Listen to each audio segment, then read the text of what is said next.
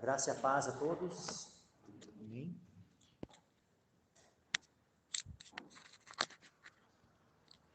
Peço que os irmãos abram a palavra no livro de Apocalipse.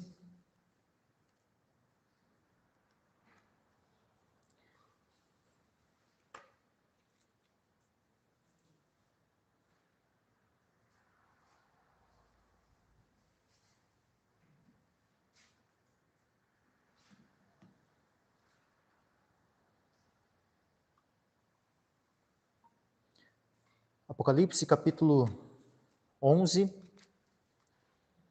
versículo 1 ao 19. Apocalipse 11, versículo 1 ao 19. Diz assim a palavra do Senhor. E foi-me dada uma cana semelhante a uma vara, e chegou o anjo e disse: Levanta-te e mede o templo de Deus e o altar e os que nele adoram, e deixa o átrio que está fora do templo e não o meças, porque foi dado às nações, e pisarão a cidade santa por 42 meses. E darei poder às minhas 2 testemunhas, e profetizarão por 1260 dias, vestidas de saco.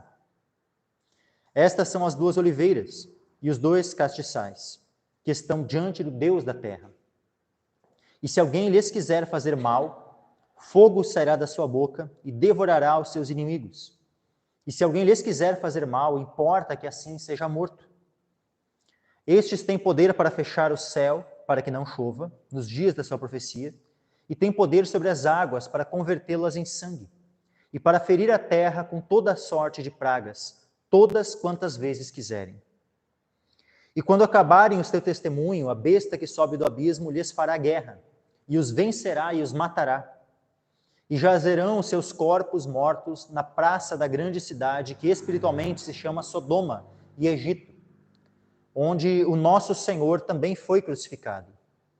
E homens de vários povos e tribos e línguas e nações verão seus corpos mortos por 3 dias e meio, e não permitirão que os seus corpos mortos sejam postos em sepulcros. E os que habitam na terra se regozijarão sobre eles, e se alegrarão, e mandarão presentes uns aos outros, porquanto estes 2 profetas tinham atormentado os que habitam sobre a terra. E depois daqueles 3 dias e meio, o Espírito de vida vindo de Deus entrou neles, e puseram-se sobre os seus pés, e caiu grande temor sobre os que os viram. E ouviram uma grande voz do céu que lhes dizia: Subi para aqui. E subiram ao céu em uma nuvem, e os seus inimigos os viram. E naquela mesma hora, houve um grande terremoto, e caiu a 10ª parte da cidade. E no terremoto foram mortos 7.000 homens. E os demais ficaram muito atemorizados e deram glória ao Deus do céu. É passado o 2º ai. Eis que o 3º ai cedo virá. E o 7º anjo tocou a sua trombeta, e houve no céu grandes vozes que diziam: Os reinos do mundo vieram a ser de nosso Senhor e do seu Cristo, e ele reinará para todo o sempre. E os 24 anciãos que estão assentados em seus tronos diante de Deus, prostraram-se sobre os seus rostos e adoraram a Deus, dizendo: Graças te damos, Senhor Deus Todo-Poderoso, que és e que eras e que hás de vir, que tomaste o teu grande poder e reinaste. Eiraram-se as nações, e veio a tua ira, e o tempo dos mortos, para que sejam julgados, e o tempo de dares o galardão aos profetas, teus servos, e aos santos, e aos que temem o teu nome, a pequenos e a grandes, e o tempo de destruíres os que destroem a terra. E abriu-se no céu o templo de Deus, e a arca da sua aliança foi vista no seu templo. E houve relâmpagos e vozes e trovões e terremotos, e grande saraiva. Amém. Até aqui. Podem se assentar.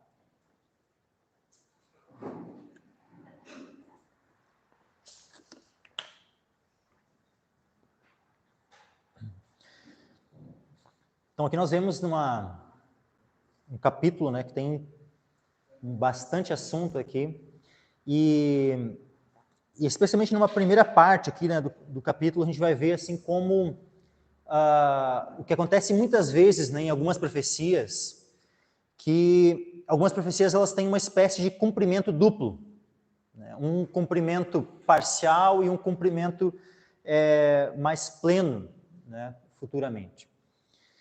E aí nós vamos ver aqui primeiro, ó, versículo 1 e 2. Né, diz assim: foi-me dada uma cana semelhante a uma vara, e chegou o anjo e disse: levanta-te e mede o templo de Deus e o altar e os que nele adoram. Então aqui fala de um templo de Deus. Esse templo ia ser medido. O altar ia ser medido, os que adoravam nesse templo, tudo ia ser medido. Só que diz assim, ó, o que dá a entender, deste mesmo templo, fala que há um átrio. O templo, ele tinha a construção do templo, né, onde ficava o santo lugar e o santo dos santos, e depois tinha um átrio exterior. E pelo menos na época lá de Cristo, né, o templo que estava de pé, né, que tinha sido reformado, ampliado por Herodes, ele tinha também um pátio, né, um átrio, que era destinado aos gentios.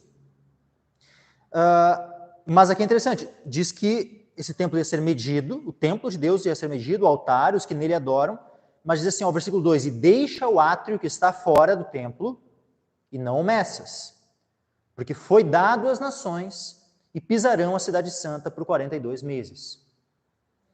Então, alguns identificam esse templo como o templo dos céus. Só que fica estranho, porque tem toda uma sequência, né? E daí fala de um átrio que está fora do templo, que daí não era ser medido porque ele ia ser dado às nações, e aqui não está falando de nações que adoram o Senhor. Aqui está falando de nações que estão em oposição a Deus. Então, né, só se é um templo que ele começa no céu e termina aqui na terra, não faz muito sentido identificarmos esse templo como aquele mesmo templo que muitas vezes aqui no Apocalipse já foi referido, né? O templo celestial. Então, entendo eu que esse templo que está fazendo a referência aqui seja, sim, um templo na terra, em Jerusalém. Por isso que eu entendo que vai haver, assim como os judeus já há décadas, né, desejam reconstruir um terceiro templo, né, tem já todos os preparativos para isso, né, entendo eu que vai, sim, algum momento se concretizar a construção deste terceiro templo, onde os judeus tornarão a fazer os seus sacrifícios, tornarão a adorar a Deus conforme o padrão da antiga aliança, conforme o padrão mosaico da lei de Moisés, com sacrifícios e tudo mais. E assim como após, né, Cristo ter se oferecido por nós em sacrifício, continuou-se a adoração naquele templo, que ainda estava de pé, que foi destruído no ano 70, a adoração naquele templo continuou, as orações naquele templo continuaram, os sacrifícios naquele templo continuaram por vários anos ainda, várias décadas ainda. Então, não é porque Jesus Cristo foi crucificado por nós, que foi sacrificado por nós, e ele é o padrão perfeito que cumpre, né, todas as profecias, todos os tipos, né, dos sacrifícios que apontavam para ele e tal, que necessariamente não precisaria voltar a esse sistema de sacrifícios. Não como sendo alguma coisa necessária, mas simplesmente para que profecias sejam cumpridas. Com esse único objetivo, de as profecias serem cumpridas. Porque afinal o anticristo, quando ele se levantar, é dito que ele vai fazer cessar o sacrifício. Então, e vamos aqui, só abrir aqui um dos textos onde mostra isso. Tá? Daniel, vamos abrir lá, profeta Daniel.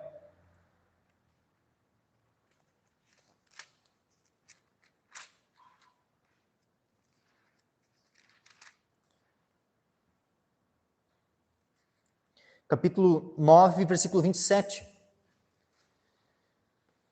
Aqui falando do anticristo, diz assim, ó, ele firmará aliança com muitos por uma semana, e na metade da semana fará cessar o sacrifício e a oblação.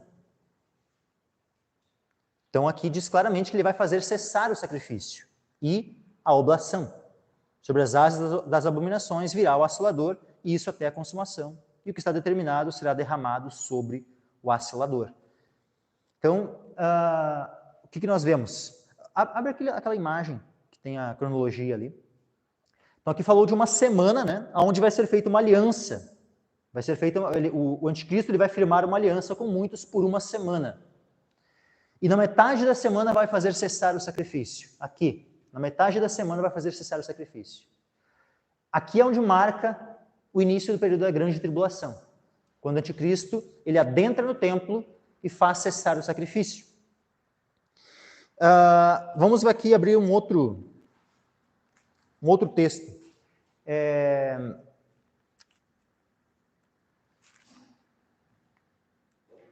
Mateus, capítulo 24.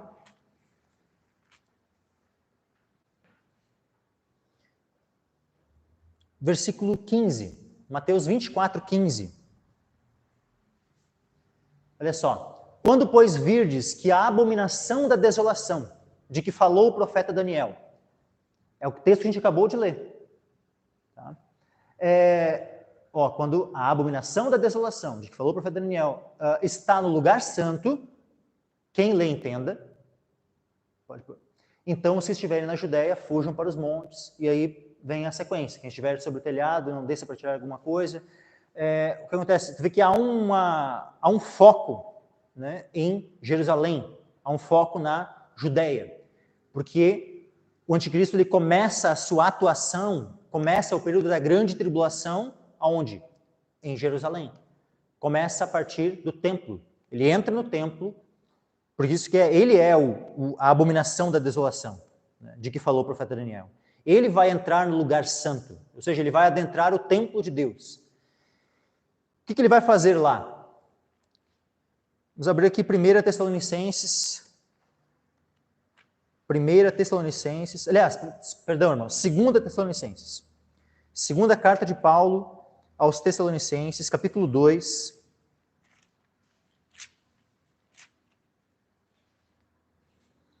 Segunda carta de Paulo aos Tessalonicenses, capítulo 2.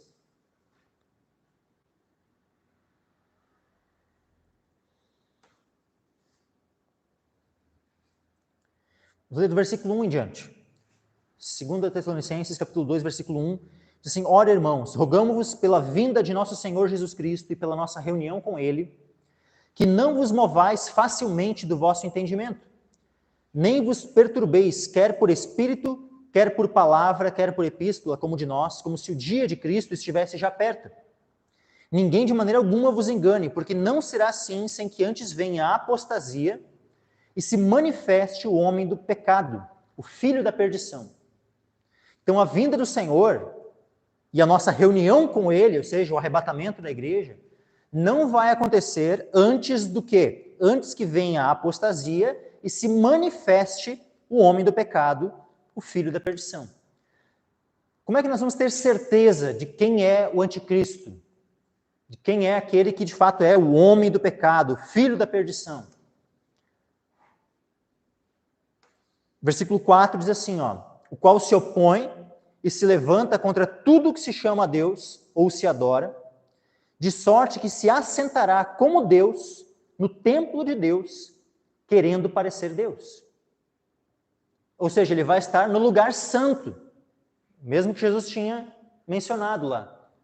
Ele vai entrar no lugar santo, que ele fala assim do abominável da desolação, vai estar no lugar que ele não deve estar, né? Ele vai estar aqui, como diz aqui, ele vai estar no templo de Deus, querendo parecer Deus. Se assentará como Deus. Ele vai querer ser adorado. Isso que ele vai querer ser adorado é claramente, quando a gente chegar ali em Apocalipse capítulo 13, né, isso vai ficar bem estabelecido. Né? Toda a terra, né, passa, né, os ímpios, né, passam a adorar a besta, passam a adorar o anticristo. Então ele vai entrar no templo de Deus.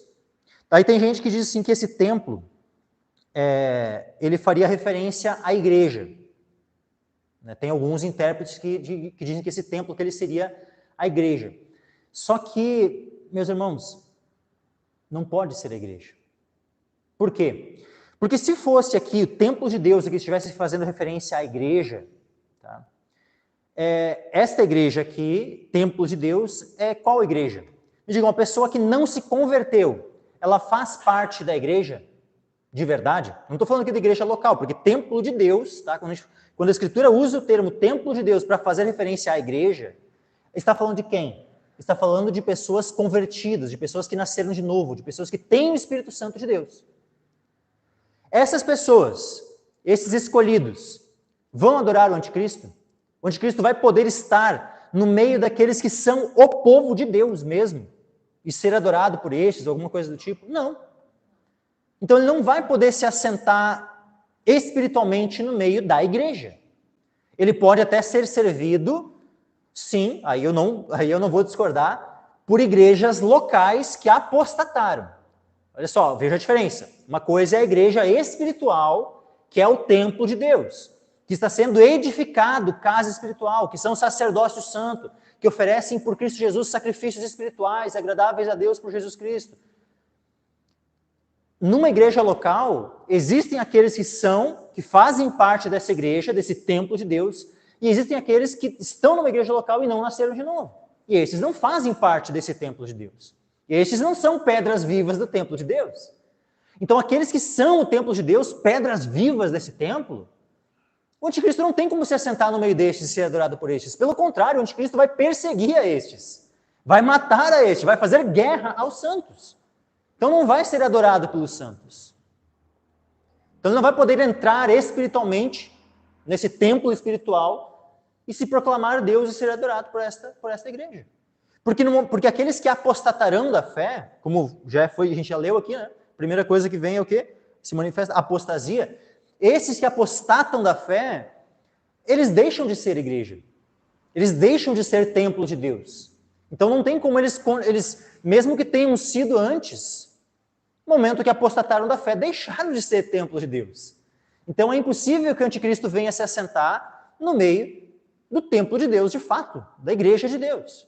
Agora, um templo físico reconstruído lá pelos judeus, que não tem nada a ver conosco, é apenas relacionado ao cumprimento de profecias, não tem a ver com a adoração, com a nossa adoração em espírito e em verdade. A gente não depende de templo reconstruído.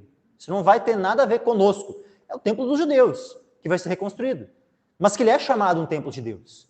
Porque afinal, mesmo os judeus continuando lá, Jesus tendo vindo, se oferecido em sacrifício, tudo mais, aquele templo que estava lá construído, mesmo não havendo necessidade alguma daquele templo, tanto que ele foi depois destruído, ele continuava sendo chamado e continuava sendo considerado um templo de Deus. Porque ele foi consagrado ao Deus verdadeiro.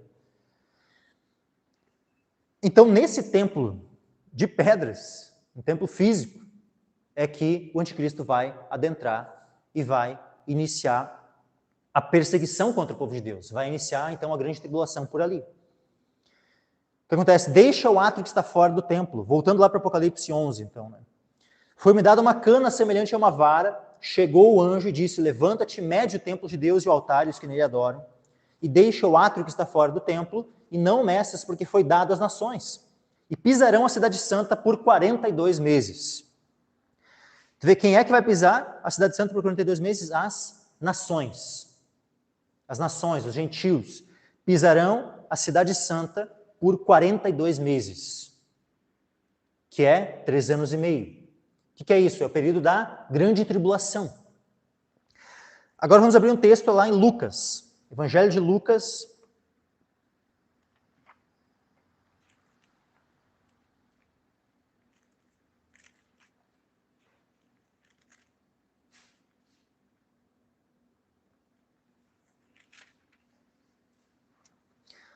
Lucas capítulo 21.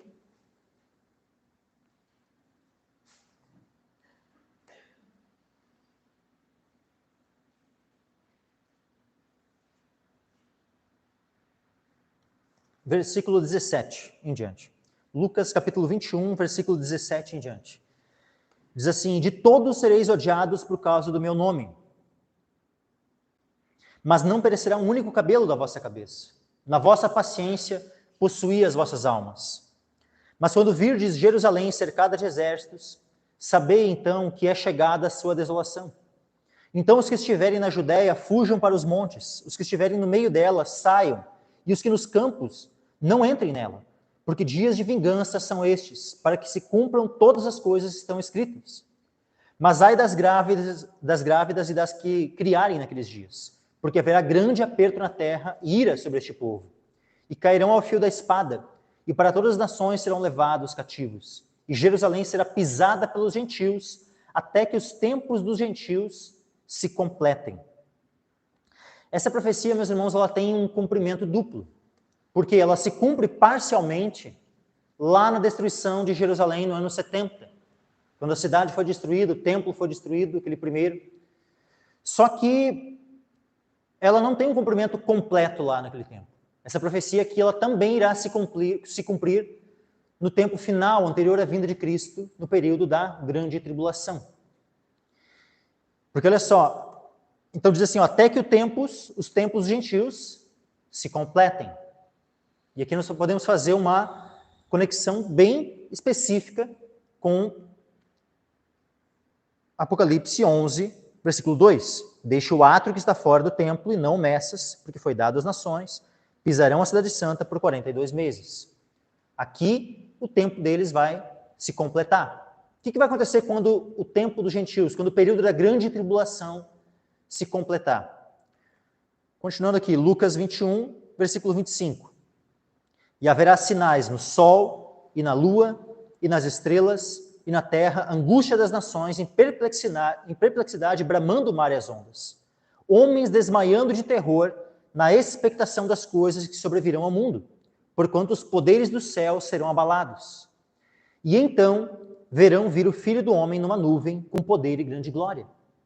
Ora, quando estas coisas começarem a acontecer, olhai para cima e levantai as vossas cabeças, porque a vossa redenção está próxima. Amém.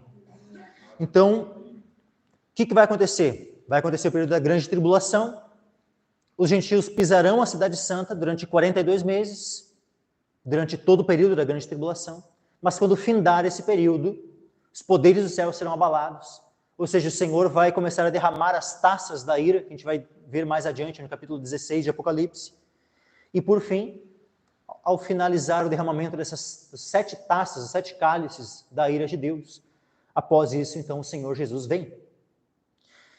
E voltando aqui, né, Apocalipse 11, por mais que aqui a profecia fala do templo, e eu entendo aqui que esse templo que está falando aqui é um templo físico, tá? É um templo que será reconstruído, é a cidade, né, lá de Jerusalém que vai ser pisada, né, por 42 meses, tudo mais. Mas eu não quero também deixar de abordar um outro aspecto aqui, onde nós podemos fazer uma espécie de comparação com o povo de Deus. Tá? Agora, com a igreja como aqui, a igreja do Senhor como templo de Deus. Acredito, assim, que mede o templo de Deus, o altar, os que nele adoram. Né? Então, se nós fizermos uma comparação nesse aspecto aqui, né, esse templo, essa parte mais interior, esse templo de Deus, então, né, nós, vamos dizer assim, se nós fôssemos comparar nós, a igreja, os nossos corpos, né, como o templo de Deus, a parte mais interior poderíamos, né, identificar como a alma e o espírito. E a parte exterior desse templo, o átrio exterior, é o nosso corpo. Jesus ele disse que nós não devemos temer aqueles que podem matar o corpo, mas não podem matar a alma. Nós devemos temer, sim, a Deus, né, que é aquele que pode fazer perecer no inferno tanto a alma como o corpo. Então, os ímpios, o máximo que eles vão poder fazer contra nós é prejudicar o quê? O nosso corpo. Ou seja, o que eles vão poder pisar? Vão poder pisar o átrio exterior. Como diz ali, deixa o átrio que está fora do templo e não meças, porque foi dado às nações e pisarão. E ele disse, ó, pisarão a cidade santa por 42 meses. A igreja também ela é comparada com a Nova Jerusalém, a noiva do Cordeiro, a cidade santa. Ou seja, essa igreja, que é a Nova Jerusalém, a cidade santa, vai ser pisada pelos ímpios durante 42 meses, durante o período da grande tribulação. Então, nesse aspecto, nós podemos fazer uma comparação. Ou seja, aquilo que é interior, a nossa alma, o nosso espírito, os ímpios não vão poder tocar. Mas nós, como cidade de Deus, seremos pisados pelos ímpios por 42 meses. O átrio exterior, ou seja, o nosso corpo, aquilo que é exterior, foi dado aos gentios, ou seja, foi dado permissão, poder aos gentios para nos tocarem, nos pisarem durante 42 meses, durante o período da grande tribulação. Então, essa aplicação aqui, essa relação com a igreja, essa aplicação espiritual, vamos dizer assim, ou até mesmo uma analogia, né, eu entendo que é possível nós fazermos, nós tirarmos aqui desse texto. Mas vamos dar sequência aqui agora para a parte das testemunhas. Tá? Versículo 3 em diante. Darei poder às minhas 2 testemunhas, e profetizarão por 1260 dias vestidas de saco. Então aqui é dito que as 2 testemunhas são 2 profetas, eles vão profetizar, e é dito que o tempo da sua profecia vai durar 1260 dias. O que é isso? É o mesmo que 42 meses. E é o mesmo que 3 anos e meio. Versículo 4. Estas são as 2 oliveiras e os 2 castiçais que estão diante do Deus da terra. Nós já vemos uma referência, aqui está citando, né, de maneira, não é uma citação exata, né, mas ela está fazendo referência a profeta Zacarias, onde menciona lá as 2 oliveiras. Lá é mencionado um castiçal, aqui menciona 2 castiçais, que estão diante do Deus da terra. E é muito interessante aqui porque há muitas interpretações, né, distintas sobre quem são essas testemunhas, ou quem serão essas 2 testemunhas. Aqui é dito, vamos pegar aqui o tempo verbal, tá? Estas são as 2 testemunhas.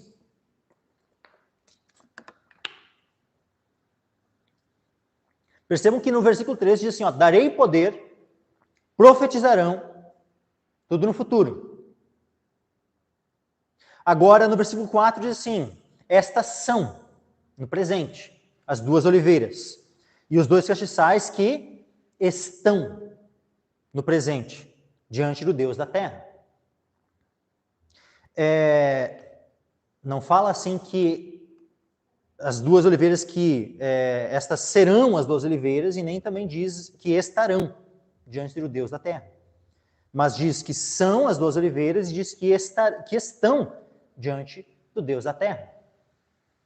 O que é possível nós identificarmos como 2, ou seja, 2 profetas que já existiam no tempo presente quando o Apocalipse foi redigido, quando Deus deu esta revelação.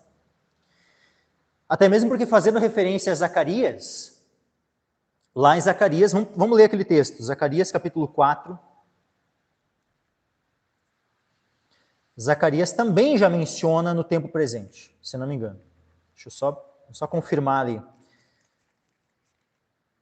Zacarias capítulo 4.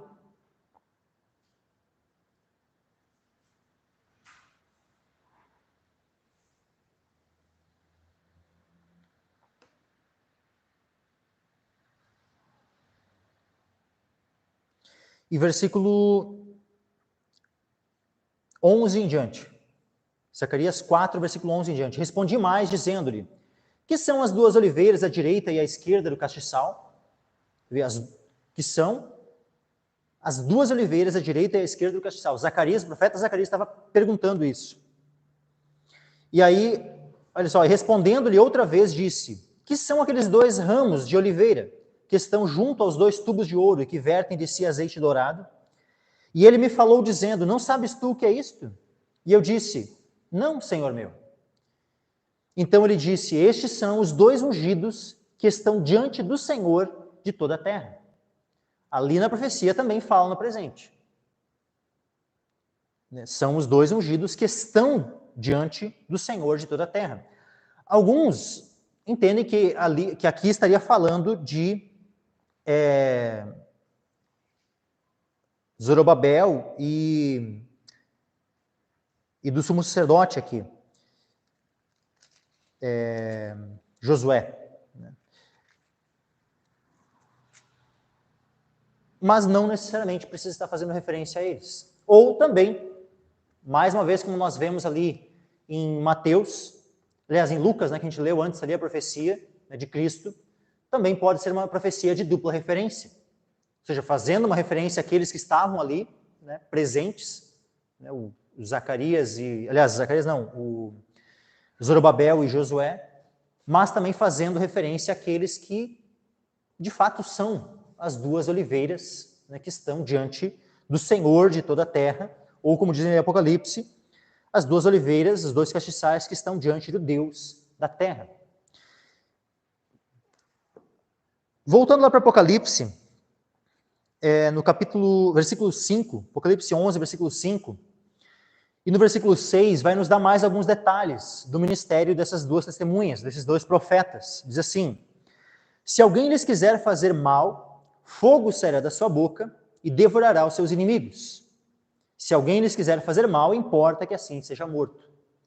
Aqui nós já temos a referência a um profeta que agiu dessa forma, que é o profeta Elias. O profeta Elias, quando veio duas tropas, né, de soldados até ele, né, o rei, né, o filho de Acabe, estava doente e tinha mandado consultar a Baal-Berite. E aí o profeta Elias mandou os mensageiros, né, de volta para o rei. E o rei, como assim? Quem é esse? Ah, estava lá, vestido de pelos e tal. Ah, é o profeta Elias. Aí mandou um capitão, né, com 50 soldados junto com ele para obrigar o profeta Elias a vir até ele. Aí quando aquele capitão chegou até ele, disse: homem de Deus, desce daí, né? O profeta estava, né, em cima do monte. Aí o Elias: olha, se eu sou homem de Deus, que desça fogo do céu e consuma a ti os teus 50. E, como ele era homem de Deus, fogo desceu do céu e consumiu a ele os seus 50. Aí o rei ficou sabendo, mandou o outro capitão com seus 50. Chegou lá aquele capitão mais, né, ousado ainda: homem de Deus, desce daí depressa. Aí o Elias: se eu sou homem de Deus, que desça fogo do céu e consuma a ti os teus 50. Novamente, fogo de Deus desceu do céu, consumiu aquele capitão os seus 50. Aí o rei foi informado que não tinha sobrado nada daqueles lá, também mandou agora um terceiro capitão com seus 50. Esse capitão chegou diante do profeta Elias, já humilde: homem de Deus, seja preciosa a vida do teu servo e desses 50 teus servos aqui. Daí ele fala: a gente não quer ser consumido com aqueles dois capitães de 50 e seus 50. Poupa-nos, né? Aí o anjo do Senhor disse: vai lá, pode descer com estes. E ele foi com eles, foi até a presença do rei e disse que o rei ia perecer, ia morrer, ponto, né?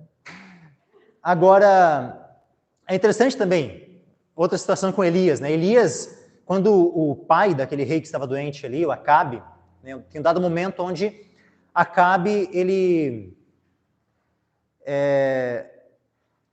vou primeiro dar o contexto do porquê que Acabe vai falar o que eu ia dizer que ele ia falar. Já vou chegar na fala do Acabe, tá? Mas antes disso, como é que Elias aparece? A primeira aparição de Elias na Escritura é ele chegando e dizendo assim: ó, conforme a minha palavra não vai chover.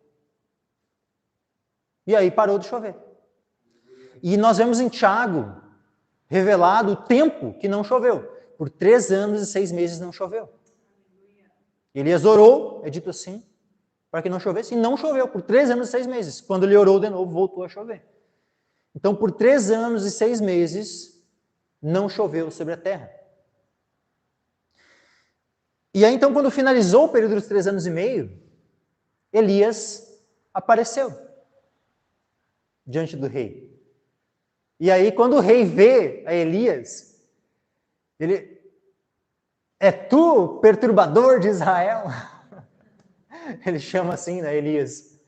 E aí Elias, né, prontamente, perturbador de Israel és tu. Com as tuas idolatrias, né? E então assim, ó, Elias era, né, homem de Deus, né, ousado, né? Não tinha temor de homens, né? E é muito interessante o que nós vemos aqui. Tem claramente uma menção ao ministério de Elias. Olha só, versículo 5. Se alguém lhes quiser fazer mal, Apocalipse 11, 5. Se alguém lhes quiser fazer mal, fogo sairá da sua boca e devorará os seus inimigos. Como? Não é como cuspindo fogo que nem um dragão, mas fazendo como Elias, dando ordem, né, e o fogo descendo do céu e consumindo. Se alguém lhes quiser fazer mal, importa que assim seja morto. Ou seja, é necessário, ou seja, Deus já determinou que vai ser morto dessa forma. Versículo 6. Eles têm poder para fechar o céu para que não chova nos dias da sua profecia. Qual é o tempo da sua profecia? 1260 dias. Ou seja, 3 anos e meio. Da mesma forma como Elias, lá naquele tempo. Mas, né, diz mais, ó, tem poder sobre as águas para convertê-las em sangue. Aqui nós já vemos uma referência a Moisés. Porque Moisés, quando ele aparece diante de Faraó, o primeiro sinal que ele demonstra, lógico, tem aquela situação lá do cajado, né, que se transforma ali em serpente e tal, mas a primeira praga que é lançada sobre o Egito é as águas se converterem em sangue. As águas do Nilo, dos afluentes do Nilo, tudo se transforma em sangue, as fontes. Até a água dos vasos que eles tinham se transformou em sangue. Então diz assim, ó, tem poder sobre as águas para convertê-las em sangue e para ferir a terra com toda a sorte de pragas, todas quantas vezes quiserem. Assim como Moisés lá. Foram 10 pragas até Faraó deixar o povo sair do Egito. Então nós vemos aqui referência tanto ao ministério de Elias como ao ministério de Moisés. E aí, tem gente, né, que diz assim, não, aqui são profetas, né, que vão vir no espírito e poder de Moisés e Elias. Tem gente que entende dessa forma, né? Então que, assim como João Batista veio no espírito e poder de Elias, que aqui seriam 2 profetas, né, nascidos no nosso tempo, né, ou no tempo de quando, né, aconteceram essas coisas, e que né, nasceriam e atuariam no espírito e poder de Elias e Moisés. É óbvio que eu não vou aqui descartar completamente essa possibilidade. Né? Não vou fazer isso, né? Mas não entendo que isso seja o cumprimento. Tá? Eu entendo que o cumprimento disso, essas 2 testemunhas que serão enviadas aqui, são literalmente e de fato os próprios Moisés e Elias, que Deus vai enviar. Mas como assim? Alguns podem se perguntar, como é que ele poderia mandar Moisés e Elias? Moisés morreu lá 1.500 anos praticamente antes de Cristo e foi sepultado. Elias foi arrebatado aos céus. Poderiam eles voltar à terra? Olha, eles já vieram uma vez, não é? Já vieram uma vez. Ou, quem não lembra, no Monte da Transfiguração, quem é que apareceu lá para Cristo? Apareceram como? Em glória. Moisés e Elias. Ou seja, já vieram à terra antes do ministério de Cristo, antes de ele ser crucificado. E eles falavam, né, da sua partida. Agora, se Moisés e Elias apareceram ali, eles apareceram como? Foi a alma deles que apareceu? Eles apareceram com o corpo deles, um corpo glorificado. Diz que percebam que não há diferença alguma da forma como é descrito Moisés e Elias. No Evangelho de Lucas é dito que ambos apareceram em glória. Não é dito que estava ali a alma de Moisés e o Elias com o seu corpo, né? Não faz diferença alguma entre os dois. É dito que ambos apareceram em glória. Porque não tem como alguém estar no céu sem estar revestido de glória. Então é óbvio, né, que ao momento onde Deus manda eles de volta para a terra, né, naquele tempo de Cristo, no Monte da Transfiguração, eles estavam ali em glória. E aí, então, alguns vão dizer, mas como assim Moisés poderia estar ali com o seu corpo, né? Porque justamente aquilo que alguns argumentam, né, que Moisés estaria ali apenas a alma, né, de Moisés, ali no Monte da Transfiguração. Eles dizem assim, não poderia ser Moisés ali porque com o corpo, né, teria que ser só a alma de Moisés, porque senão Moisés seria o primeiro da ressurreição. Aí Jesus não seria a primícia dos que dormem, seria Moisés a primícia dos que dormem. Só que como é que se resolve isso? Moisés não é a primícia dos que dormem, Jesus é a primícia, ou seja, Jesus é aquele que ressuscita com o corpo glorificado e aquela ressurreição de um tipo a qual a morte não mais tem poder sobre ele, ou seja, alguém que ressuscita de um modo que não mais pode provar a morte novamente. É uma ressurreição que ela é definitiva. Jesus é o primeiro desse tipo de ressurreição. E Moisés, então Moisés pode ter ressuscitado, então, e não ser a primícia da ressurreição, mesmo tendo ressuscitado antes de Cristo? Pode, se aqui é Moisés que vai vir. Por quê? Porque as duas testemunhas vão morrer. Moisés e Elias morrendo, Moisés não é as primícias da ressurreição. Ele não é o primeiro daqueles que ressuscitam e são glorificados e nunca mais morrem. As coisas se encaixam. Onde nós vemos também mais algumas referências, além no Monte da Transfiguração, onde Moisés e Elias estiveram ali, foram enviados, né, antes, ou seja, na primeira vinda de Cristo, antes do evento, né, principal, da obra principal que Jesus veio fazer. Por que não Moisés e Elias serem enviados novamente à Terra, antes do grande evento que é a segunda vinda do Senhor Jesus? Não vejo motivos do porquê Deus não os enviaria. Se eles já foram enviados uma vez, não tem porquê não serem enviados novamente. Outra questão aqui. Como é que o Antigo Testamento termina? Profeta Malaquias. Vamos ler ali. Profeta Malaquias, capítulo 4.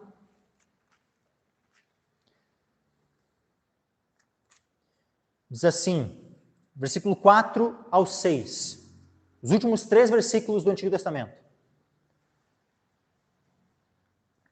Lembrai-vos da lei de Moisés, meu servo, que lhe mandei em Horebe, para todo Israel, a saber, estatutos e juízos. E eis que eu vos enviarei o profeta Elias, antes que venha o grande e terrível dia do Senhor. E ele converterá o coração dos pais aos filhos, e o coração dos filhos a seus pais, para que eu não venha e fira a terra com maldição. Então percebam que, por mais que o versículo 5, ele fala do envio apenas do profeta Elias, né, expressamente dito aqui, eis que enviarei o profeta Elias, antes que venha o grande e terrível dia do Senhor. Aqui, meus irmãos, é dito com todas as letras, que o profeta Elias vai ser enviado antes que venha o grande e terrível dia do Senhor. E os judeus esperavam a vinda do profeta Elias no tempo de Jesus? Esperavam. Eles tinham expectativa de que o profeta Elias iria vir. Jesus, justamente quando ele está no Monte da Transfiguração, e ali está presente o profeta Elias e Moisés, quando eles descem do monte, Pedro, Tiago e João, que estavam naquele monte, eles questionam Jesus sobre o profeta Elias. E eles dizem assim, mas por que dizem, né,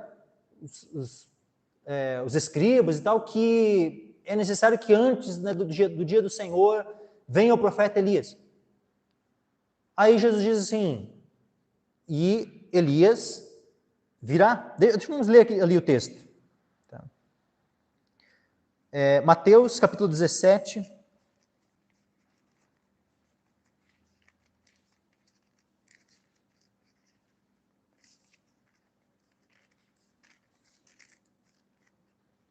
Mateus, capítulo 17. E versículo 10. Olha só, já, né, Moisés e Elias já tinham vindo aqui na transfiguração, tal, já estavam no dia seguinte de manhã descendo o monte. Aí disse, os seus discípulos, versículo 10, Mateus 17, 10. E os seus discípulos o interrogaram, dizendo, por que dizem então os escribas que é mistério que Elias venha primeiro? E Jesus, respondendo, disse-lhes, em verdade, Elias virá primeiro. Olha só. Qual é o tempo do verbo que Jesus utilizou aqui? No futuro. Virá. Em verdade, Elias virá primeiro e restaurará todas as coisas. Mas digo-vos que Elias já veio e não o conheceram, mas fizeram-lhe tudo o que quiseram. Assim farão eles também padecer o Filho do Homem. Então entenderam os discípulos que lhes falara de João o Batista. Então percebam que aquela profecia do Elias que iria vir antes do dia do Senhor é uma profecia que ela tem duplo cumprimento. Ela se cumpre parcialmente em João o Batista, conforme a gente vê ali em Lucas, né? Quando do nascimento de João Batista é dito que ele vem no espírito e poder de Elias. Então, parcialmente, essa profecia se cumpre em João Batista, mas, nas próprias palavras de Cristo, Jesus diz que Elias virá primeiro. Ou seja, essa profecia ela ainda tem um cumprimento futuro, onde de fato Elias vai vir, onde Deus vai enviar o profeta Elias, juntamente com Moisés. Moisés que foi ressuscitado, porque aqui eu já entro num outro ponto. Os espíritas gostam de utilizar aquela passagem da transfiguração para tentar provar que Jesus era um médium. Porque eles dizem, tá vendo lá, Jesus está ali falando com um morto, Moisés.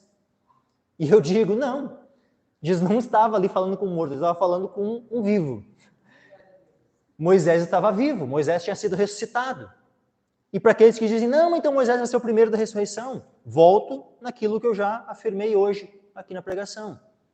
Moisés não é o primeiro da ressurreição. Por quê? Porque ele vai morrer. Moisés vai ser mandado juntamente com Elias para serem testemunhas, para serem profetas no tempo do fim. Então, voltando lá para Apocalipse, capítulo 11, e versículo 7. Diz assim, quando acabarem o seu testemunho,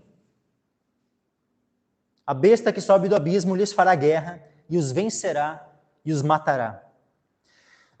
Coloca, Duda, para nós, novamente aquela cronologia. Então, nós temos aqui, meus irmãos, as testemunhas profetizando por 1260 dias. Quando? No princípio das dores. Período onde selos estarão sendo abertos, os primeiros 4, né, até a abertura do 5º selo, onde ocorrerão a maioria dos toques das trombetas. Tá? Justamente porque tem toque de trombeta que fala a respeito das águas se transformando em sangue, né, a terra sendo ferida com vários tipos de pragas, flagelos. Quem estará profetizando aqui na terra sobre essas pragas, esses eventos que estarão ocorrendo nos selos, nas trombetas? As testemunhas.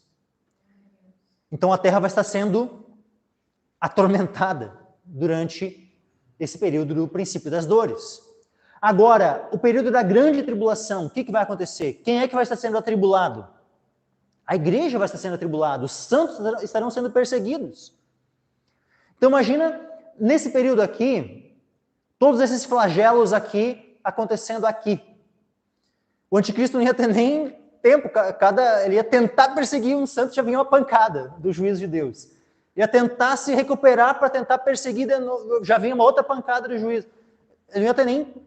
Se tudo isso estivesse acontecendo aqui, na grande tribulação, o anticristo não ia ter nem cabeça para estar perseguindo o povo de Deus. Mas agora, se acontece tudo isso, a terra sendo, né, afligida com todo tipo de pragas aqui, e aqui então finalmente o anticristo se levanta, como diz ali, a besta que sobe do abismo, né, vai fazer guerra, lhes fará guerra, os vencerá e os matará. E aí então, por um tempo, né, há um período onde cessa, né, esses juízos, esses flagelos.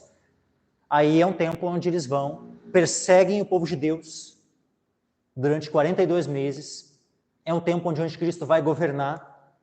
E é um tempo onde ele vai poder declarar uma falsa paz. Aí, finalmente, né, é onde é dito, lá em 1 Tessalonicenses, capítulo 5, pode manter aqui para nós ainda, né? Mas eu vou ler aqui para os irmãos, ó, que eu já vou abordar aqui novamente, né, uma questão aqui. Ó. Lá em 1 Tessalonicenses diz assim, ó, meus irmãos, acerca dos, capítulo 5, versículo 1 em diante, mas irmãos, acerca dos tempos e das estações, não necessitais de que se vos escreva, porque vós mesmos sabeis muito bem que o dia do Senhor virá como o ladrão de noite. O dia do Senhor é a vinda do Senhor Jesus, lá no final da grande tribulação. Pois que, quando disserem a paz e segurança, então lhe sobrevirá repentina destruição, como as dores de parto àquela que está grávida, e de modo nenhum escaparão. Mas vós, irmãos, já não estáis em trevas para que aquele dia vos surpreenda como ladrão. Porque todos vós sois filhos da luz e filhos do dia. Nós não somos da noite nem das trevas. Então, o que acontece? De repente, ó, quando disserem a paz e segurança, então lhe sobrevirá repentina destruição, como dores de parto àquela que está grávida, e de modo nenhum escaparão. Mas vós, irmãos, já não estáis em trevas para que aquele dia vos apanhe, vos surpreenda como um ladrão. O que acontece? Esse dia aqui não vai nos apanhar como um ladrão. O que vai acontecer nos dias, no período logo anterior à vinda de Cristo? As taças da ira serão derramadas. Então, isso aqui é o que vai, vamos dizer assim, fazer cessar aquela paz e segurança que, em tese, eles estão proclamando. Eles estarão dizendo aqui, durante a grande tribulação, onde a igreja está sendo atribulada, onde a igreja está sendo perseguida, onde o povo de Deus está sendo morto, preso, onde está tendo que fugir. Nesse tempo, onde praticamente o povo de Deus vai sumir, pelo menos dos olhos, né, da vista da serpente, os ímpios vão estar por cima. Eles vão ter, né, em tese, entre aspas, né, vencido a guerra contra os santos. E aí, então, vão poder, né, dizer, estamos agora finalmente em paz. Agora temos segurança. Quando? Nesse período aqui. Agora, o que vai acontecer no final? No final desse período, aqui as taças, né, elas estão grandinhas aqui, primeira, segunda, terceira, até a 7ª taça, mas elas são bem no período final aqui, tá? Desses 3 anos e meio aqui, da grande tribulação. Quando as taças forem derramadas é quando vai vir a repentina destruição sobre o reino da besta. No final da grande tribulação, no dia do Senhor, que vai vir como ladrão. Para quem? Para os ímpios, não para nós. Para o povo de Deus que vai estar aguardando o Senhor, vai estar aguardando ansiosamente, né, querendo que a grande tribulação cesse de uma vez.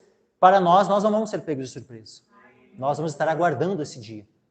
Agora, para os ímpios, a vinda do Senhor vai ser como um ladrão. Então, as testemunhas profetizam nesse período aqui, são mortas aqui na metade da semana, e aí então inicia o período da grande tribulação. Então, a grande tribulação, ela inicia com a morte das testemunhas. Vamos voltar então agora ali para Apocalipse, capítulo 11, versículo 8. Aliás, versículo 7. Quando acabarem o seu testemunho, a besta que sobe do abismo lhes fará guerra e os vencerá e os matará. Assim como na sequência ele faz guerra aos santos, como a gente vê lá em Apocalipse, capítulo 13. Mas a gente vai deixar para ver, né, quando for expor o capítulo 13. Versículo 8. Jazerão seus corpos mortos na praça da grande cidade que espiritualmente se chama Sodoma e Egito, onde nosso Senhor também foi crucificado. Qual cidade que já foi chamada das Escrituras de Sodoma e Egito, de maneira espiritual? Jerusalém. Qual é a cidade onde nosso Senhor também foi crucificado? Jerusalém. Então, aonde? Na praça de qual cidade os corpos mortos das testemunhas serão expostos? Jazerão, na cidade de Jerusalém. Então, percebam como é lá, em Jerusalém, que inicia a grande tribulação. Porque o inimigo ele faz o quê? O que o anticristo vai fazer? Vai matar as testemunhas, vai se autoproclamar Deus e vai iniciar uma guerra contra os santos, a partir de Jerusalém, onde nosso Senhor também foi crucificado. Versículo 9. E homens de vários povos e tribos e línguas e nações verão seus corpos mortos por 3 dias e meio. E não permitirão que os seus corpos mortos sejam postos em sepulcros. Percebam que não é 3 dias, é 3 dias e meio. Por quê? Porque isso aqui, meus irmãos, vai ser profético. É profético isso aqui, porque olha só, isso aqui novamente vai repetir os 3 dias e meio. Mais adiante, olha só. Versículo 10. Eles vão ficar 3 dias e meio mortos e os seus corpos não serão sepultados por 3 dias e meio. Versículo 10. E os que habitam na terra se regozijarão sobre eles e se alegrarão e mandarão presentes uns aos outros, porquanto estes 2 profetas tinham atormentado os que habitam sobre a terra. Com o que atormentaram? Com as suas profecias. Com os juízos que tinham vindo, as pragas, né? Porque do ponto de vista aqui terreno, quem vai estar enviando as pragas vai ser as 2 testemunhas, esses 2 profetas.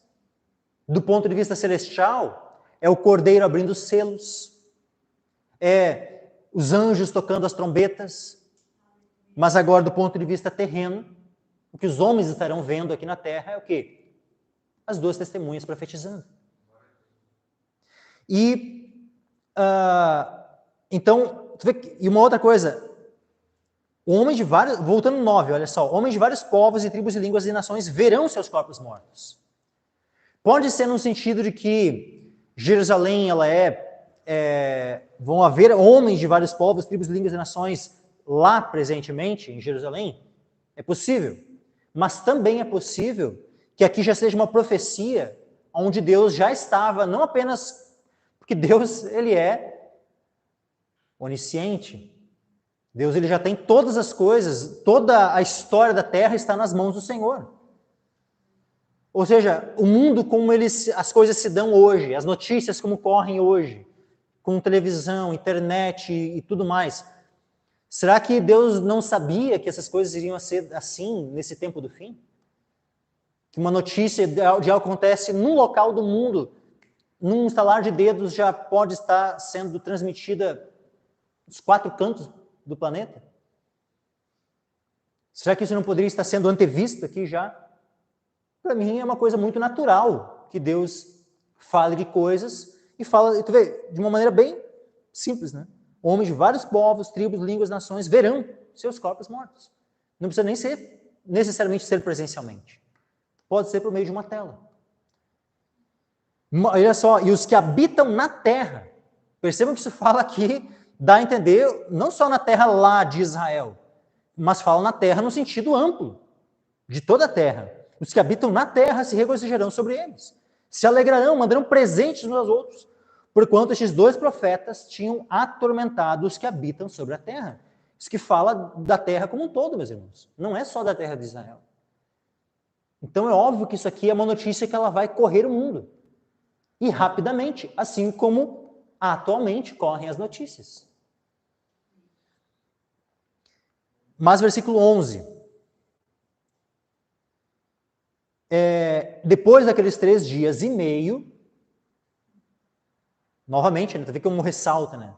3 dias e meio, o Espírito de vida, vindo de Deus, entrou neles, e puseram-se sobre os seus pés. E caiu grande temor sobre os que os viram. E ouviram uma grande voz do céu que lhes dizia, subi para aqui. E subiram ao céu em uma nuvem. E os seus inimigos os viram. Então o que acontece com essas 2 testemunhas? Eles morreram, são mortos, né, pela besta. Seus corpos ficam ali expostos e não são sepultados por 3 dias e meio, e após os 3 dias e meio, eles ressuscitam e são arrebatados. Subiram ao céu em uma nuvem, e os seus inimigos os viram. Isso, meus irmãos, aponta justamente, Elias e Moisés, então, eles são ressuscitados e são arrebatados. Todos estão ali vendo isso acontecendo. Após 3 dias e meio. O que isso aponta, meus irmãos? aponta profeticamente para a igreja, que durante o período da grande tribulação, 3 anos e meio, lembra a semana de anos? Uma semana tem 7 dias, mas a semana de anos tem 3 anos, aliás, tem 7 anos, né? Mas a metade da semana, que é a grande tribulação, tem 3 anos e meio. Ou seja, os 3 dias e meio aponta para os 3 anos e meio da grande tribulação, onde a igreja vai ser morta, o povo de Deus vai ser morto, os santos serão mortos, perseguidos e mortos durante 3 anos e meio, ou seja, durante 3 dias e meio daquela última semana, e ao final desses 3 dias e meio, o que acontece? O Senhor Jesus vem, os mortos vão ressuscitar e serão arrebatados para o encontro com o Senhor nas nuvens. Então as duas testemunhas, elas já vão estar ali como um sinal para a igreja. Fiquem firmes. Vocês podem até ser mortos, mas após esses 3 dias e meio, ou seja, esses 3 anos e meio de tribulação, vocês serão ressuscitados e encontrarão o seu Senhor nos ares.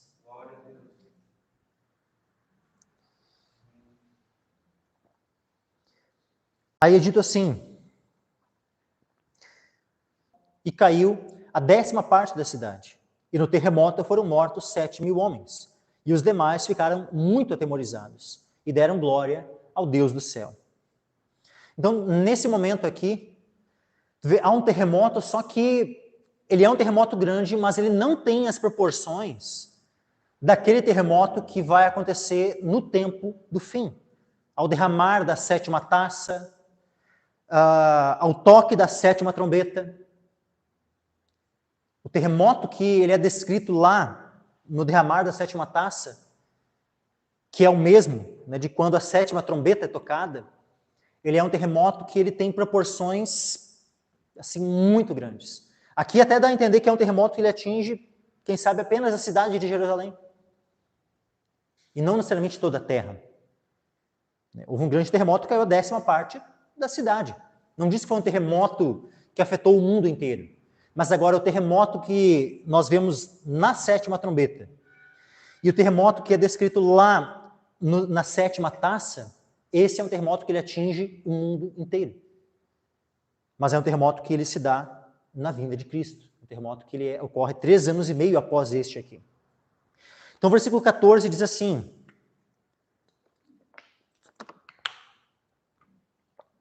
é passado o segundo ai, eis que o terceiro ai cedo virá. O que acontece, meus irmãos? Esse é passado o segundo ai, eis que o terceiro... dá uma introdução, né, bem específica, assim, para, especialmente, né, o toque da 7ª trombeta. E aí, então, a gente vai finalizar agora aqui o toque da 7ª trombeta. Diz assim: o 7º anjo tocou a sua trombeta e houve no céu grandes vozes que diziam: os reinos do céu, aliás, os reinos do mundo vieram a ser de nosso Senhor e do seu Cristo, e ele reinará para todo o sempre. Então, ao toque da 7ª trombeta, o que acontece? É declarado que os reinos do mundo vieram a ser de nosso Senhor e do seu Cristo, e ele reinará para todo sempre. Quando é que o Senhor passa a reinar sobre este mundo? Onde os reinos do mundo passam a ser. Isso, se passam a ser, é no sentido que é visível, é no sentido de fato, é no sentido onde, né, o Senhor passa a reinar e governar este mundo. Quando é que isso se dá? Após a vinda do Senhor Jesus. Então o Senhor vem e ele começa a reinar e nós reinaremos com ele sobre a terra. Então o toque da 7ª trombeta ele não é algo que acontece antes da grande tribulação. Tem alguns, né, que entendem que haveria o toque da 7ª trombeta e aí, após que iria iniciar a grande tribulação. Não faz sentido, meus irmãos. Porque justamente no período da grande tribulação é quando é dada a autoridade para a besta sobre os reinos deste mundo.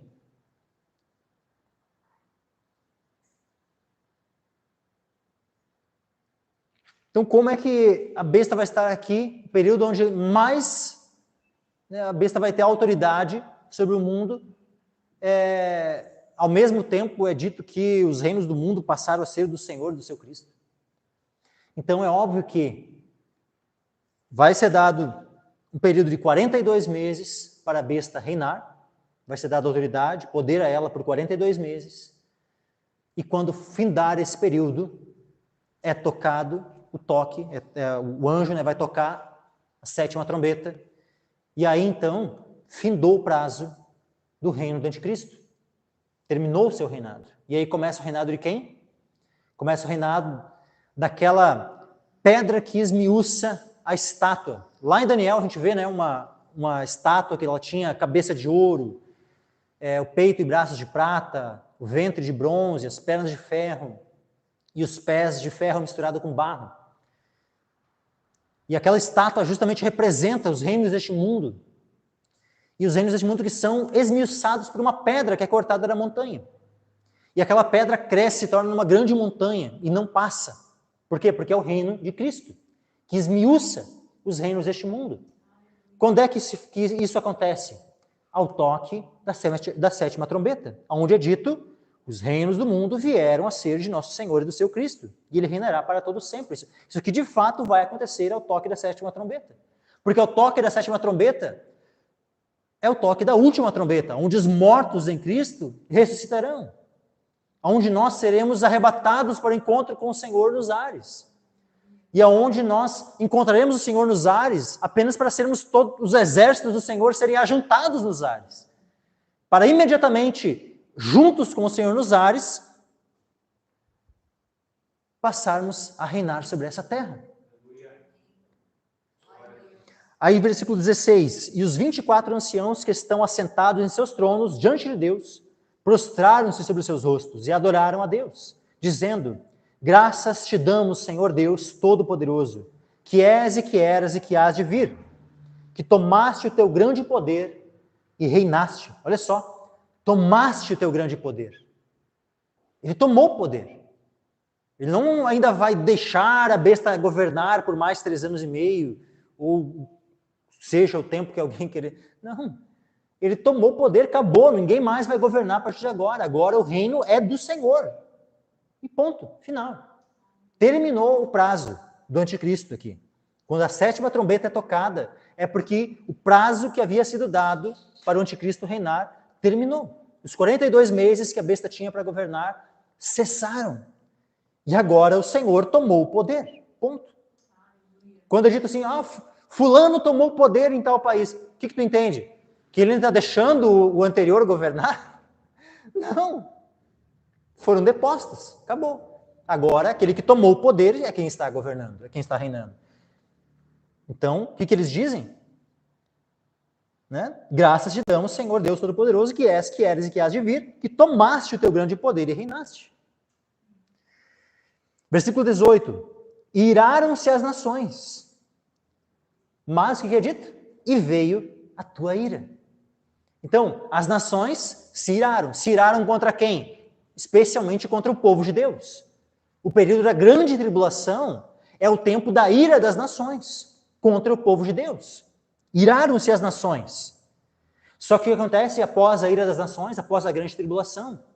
E veio a tua ira. Veio a ira de Deus, através do quê? Das taças da ira, que serão derramadas antes do toque da 7ª trombeta. Então, as 7 taças são derramadas, ou seja, a ira de Deus é derramada, veio a tua ira. E o tempo dos mortos, para que sejam julgados. E o tempo de dares o galardão aos profetas, teus servos. Por quê? Porque a 7ª trombeta é a vinda do Senhor. E já vai acontecer um juízo na vinda do Senhor. É óbvio que vai acontecer ainda o juízo do trono branco 1000 anos depois. Mas isso não significa que já não há um julgamento logo após a vinda do Senhor Jesus. Já há um julgamento na vinda do Senhor Jesus. Por isso que é dito, olha só, chegou o tempo de dares o galardão aos profetas, teus servos, e aos santos, e aos que temem o teu nome, pequenos e a grandes, e o tempo de destruires os que destroem a terra.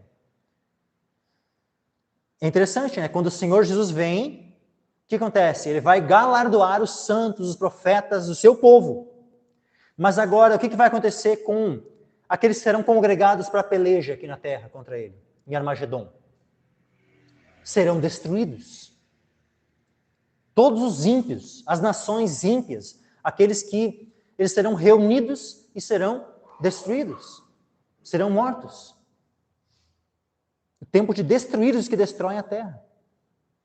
Versículo 19, e último. E abriu-se no céu o templo de Deus, e a arca da sua aliança foi vista no seu templo. E houve relâmpagos e vozes e trovões e terremotos e grande saraiva. Percebam, meus irmãos, uma coisa. Abriu-se no céu o templo de Deus e a arca da sua aliança foi vista no seu templo. Quando a gente vai um pouquinho adiante, aqui no Apocalipse capítulo 15, olhem, percebam algo aqui. Versículo 5. Apocalipse 15, versículo 5. Diz assim: E depois disto olhei, e eis que o templo do tabernáculo do testemunho foi aberto no céu. E os 7 anjos que tinham as 7 pragas saíram do templo, vestidos de linho puro e resplandecente, cingidos com cintos de ouro pelos peitos. E um dos 4 animais deu aos 7 anjos 7 taças de ouro, cheias da ira de Deus, que vive para todo sempre. E o templo encheu-se com a fumaça da glória de Deus e do seu poder. E ninguém podia entrar no templo até que se consumassem as 7 pragas dos 7 anjos. Então veja que o templo, ele se encheu com o quê? Com a fumaça da glória de Deus e do seu poder. O que no dia da expiação acontecia? O dia da expiação, eu já comentei em outras ministrações, que o dia da expiação aponta para o dia da vinda de Cristo, para o dia da volta do Senhor Jesus. Porque o dia da expiação, ele aponta para a redenção. E a redenção dos nossos corpos se dará no dia da vinda do Senhor Jesus. O que acontecia no dia da expiação? Era o dia em que o sumo sacerdote entrava no templo, ele entrava no tabernáculo, ele enchia o tabernáculo com a fumaça do incenso, era a primeira coisa que ele fazia. E só após, completamente cheio com a fumaça do incenso, é que ele, após isso, entraria com o sangue e efetuaria a propiciação, a expiação. Só após o incenso ter enchido completamente. Então percebam que primeiro precisava ele encher com a fumaça do incenso, para após, então, acessar a Arca da Aliança e poder efetuar a expiação. O que nós vemos? Primeiro aqui, se enche o templo com a fumaça da glória de Deus. Aí, após, o que vai acontecer? Os 7 anjos que têm as taças da ira vão derramar essas 7 taças. E ao serem derramadas 7 taças, após o derramamento da 7ª taça, percebam aqui, capítulo 16 e versículo 17. E o 7º anjo derramou a sua taça no ar. Apocalipse 16, 17. E o 7º anjo derramou a sua taça no ar e saiu uma grande voz do templo do céu, do trono, dizendo: está feito. Quando o Senhor disser está feito, aqui então é tocada a 7ª trombeta. E aí acontecem os efeitos da 7ª trombeta. Quais são os efeitos da 7ª trombeta? Quando a gente volta lá, né, diz assim, houve, olha o finalzinho lá do Apocalipse 11, 19. Houve relâmpagos, vozes, trovões, terremotos e grande saraiva. Isso aqui é a descrição do toque da 7ª trombeta. Olha aqui a descrição do após esse está feito, né, quando é derramada a 7ª taça. E houve vozes, trovões, relâmpagos, e houve um grande terremoto, como nunca houve desde que há homem sobre a terra. Tal foi este tão grande terremoto. E a grande cidade fendeu-se em 3 partes, as cidades das nações caíram, da grande Babilônia se lembrou Deus, para lhe dar o cálice do vinho da indignação da sua ira. Toda a ira fugiu, os montes não se acharam, e sobre os homens caiu do céu uma grande saraiva, pedras aproximadamente do peso de 1 talento. E os homens blasfemaram de Deus por causa da praga da saraiva, porque a sua praga era muito grande. Vê que apenas amplia, é a mesma descrição lá do toque da 7ª trombeta, mas amplia com alguns detalhes a mais. Por quê? Porque é o mesmo evento, meus irmãos. Ao derramar a sétima taça, ocorre na sequência o toque da 7ª trombeta. Os mortos ressuscitam, os crentes vivos são transformados, juntos somos arrebatados para o encontro com o Senhor dos ares. E aquele templo que estava cheio da fumaça, finalmente, então, como diz lá o toque da 7ª trombeta, abriu-se então no céu o templo de Deus e a arca da sua aliança foi vista. Por quê? Porque o dia da expiação, ou aquilo para o que apontava, né, o dia da expiação, se cumpriu. Finalmente, né, a salvação do povo de Deus está plenamente consumada, completa. Né? Tanto aquela salvação que já era presente, como quando a gente vê os verbos, né, salvação, relacionados ao futuro, e que se cumprem na vinda do Senhor, ali se cumpriram. A arca foi vista, a arca da aliança foi vista, ou seja, o trono de Deus é visto. E nós estaremos para sempre com o Senhor a partir de então. Amém, meus irmãos? Aqui a gente finaliza hoje